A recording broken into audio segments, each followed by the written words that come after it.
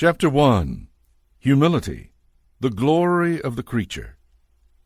They shall cast their crowns before the throne, saying, Worthy art thou, our Lord and our God, to receive the glory and the honor and the power, for thou didst create all things, and because of thy will they were created. When God created the universe, it was with the one object of making the creature partaker of his perfection and blessedness, and so showing forth in it the glory of his love and wisdom and power.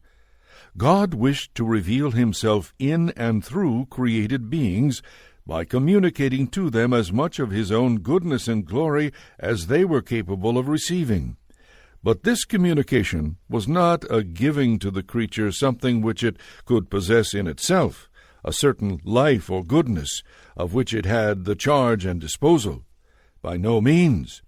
But as God is the ever-living, ever-present, ever-acting one, who upholdeth all things by the word of his power, and in whom all things exist, the relation of the creature to God could only be one of unceasing, absolute, universal dependence. As truly as God by his power once created, so truly by that same power must God every moment maintain.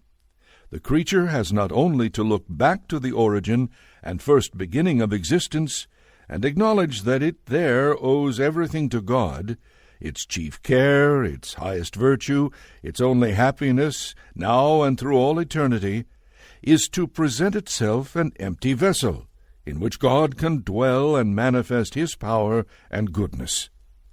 The life God bestows is imparted not once for all, but each moment continuously, by the unceasing operation of his mighty power.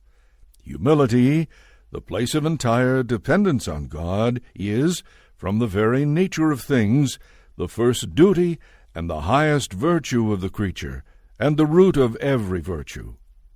And so, pride, or the loss of this humility, is the root of every sin and evil. It was when the now fallen angels began to look upon themselves with self-complacency that they were led to disobedience, and were cast down from the light of heaven into outer darkness. Even so it was, when the serpent breathed the poison of his pride, the desire to be as God, into the hearts of our first parents, that they too fell from their high estate into all the wretchedness in which man is now sunk. In heaven and earth, pride, self-exaltation, is the gate and the birth and the curse of hell. Hence it follows that nothing can be our redemption but the restoration of the lost humility, the original and only true relation of the creature to its God. And so Jesus came to bring humility back to earth, to make us partakers of it, and by it to save us. In heaven he humbled himself to become man.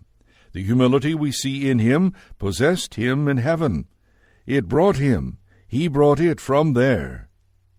Here on earth he humbled himself and became obedient unto death. His humility gave his death its value, and so became our redemption. And now the salvation he imparts is nothing less and nothing else than a communication of his own life and death, his own disposition and spirit, his own humility, as the ground and root of his relation to God and his redeeming work. Jesus Christ took the place and fulfilled the destiny of man as a creature by his life of perfect humility.